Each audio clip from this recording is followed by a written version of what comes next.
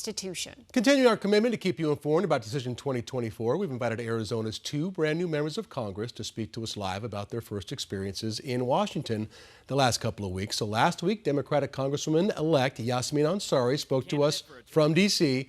And today, live in studio, we have Republican Congressman-elect Abe Hamadeh here. Thank you for being here, Congressman-elect. Good to be with you. Does that sound good coming off the tongue, Congressman-elect? Oh, it's been a while since I, finally got it, just some justice. Spent the last couple of weeks in D.C. Yeah. Initial impressions.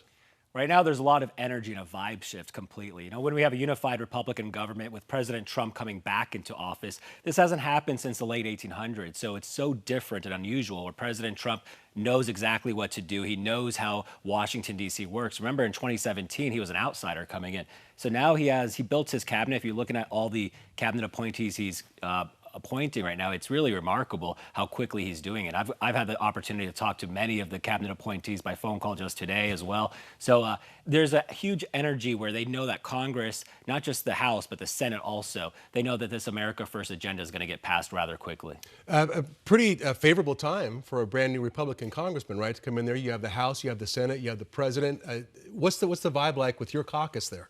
It's very united. I think every single one of us understands that President Trump really lifted every Republican on the ticket. If you look at some of the swing states and some of the swing districts, President Trump's victory lifted them up. So it was unusual to see so many new faces that I didn't recognize before, because before they were listed as, not likely to win, but in fact they did win. So they're going to have tough races coming in 2 years from now, but right now they're all going to be focused on making sure the agenda is passed. And Speaker Mike Johnson is committed to that. He's been working for a long time. He's been preparing for this moment with President Trump winning.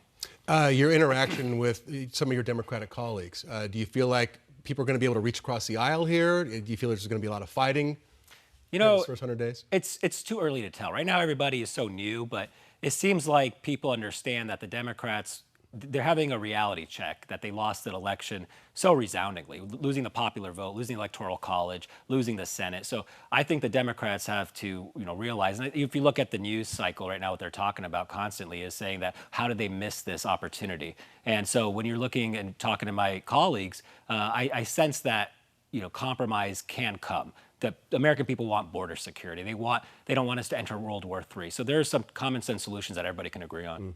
Let's talk about the first 100 days. You're talking about this momentum here, and Right. usually that first 100 days of a presidency when you can get a lot done. Right. What do you think is going to get done in these first 3+ months of the Trump presidency? Well, when President Trump came and spoke to us at the Republican conference with Elon Musk, he laid it out for us. He said he wants border security as the top of his priority. He mentioned election integrity as well, but he understands that he needs his team to get Senate confirmed. So he wanted to make sure that every single Republican is united behind that. So if you look at the border security, I do think he's going to put in place Remain in Mexico. I think he's going to start deportations with Tom Homan, who's going to be leading. How do you think that's going to work, these deportations? That seems like it's a massive undertaking. Are we going to be knocking on doors here? Do you have any insight into that? No, I mean, other countries deport illegal immigrants. I think that's, when you have a country like ours, where it's the greatest country on the face of the earth with security and the ability to actually remove them, they created a app to know where every illegal immigrant is with the border app. So I think it's going to be a lot easier than people think. And if you look at, there's going to be a lot of self-deportations going on right now as well, so they can avoid the consequences. When are you heading back? Probably in about 3 weeks. Yeah. And you think you're going to be there probably for the whole run of the first 100 days because it's going to be so busy? Yeah, Speaker Mike Johnson basically said, gear up. This first 100 days is going to be pretty historic. We're going to get a lot of legislation passed and signed by President Trump. So I think it's going to be a huge opportunity. I can't wait to be a part of history. Well, thank you for coming on today. Thanks, Congressman-elect. Appreciate it. Congratulations. Thank you.